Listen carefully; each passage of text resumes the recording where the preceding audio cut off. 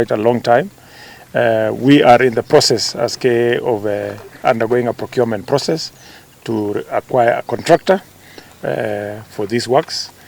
This works is going to cost slightly over 300 million to do the airstrip to good aviation standards.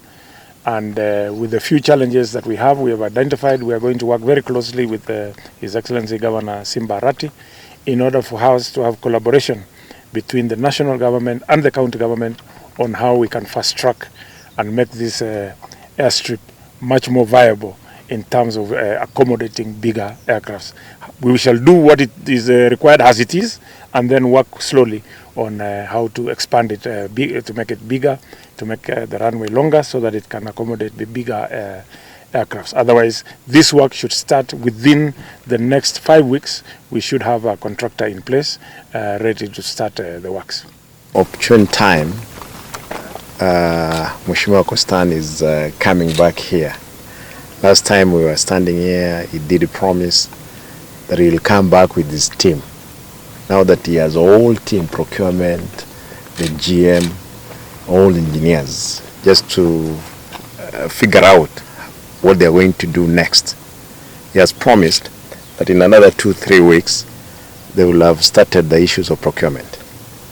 Hopefully that we want to ask them before the president comes, that by the time the president comes here, he comes with the contract.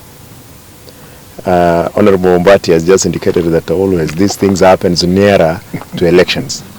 We don't want this one to be a weapon of election.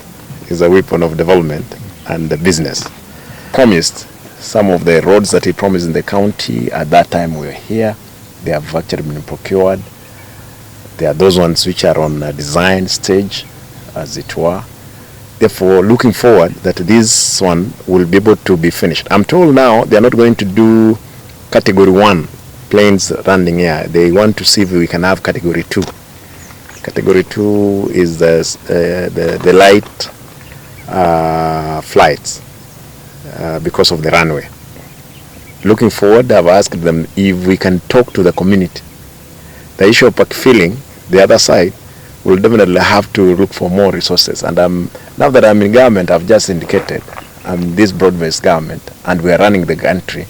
We can always compensate the people down there, and the other side, we look for more money, we put into it.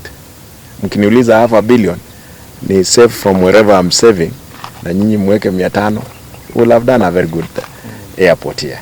That's what I'm looking forward to, so that this place can again get back to its footing.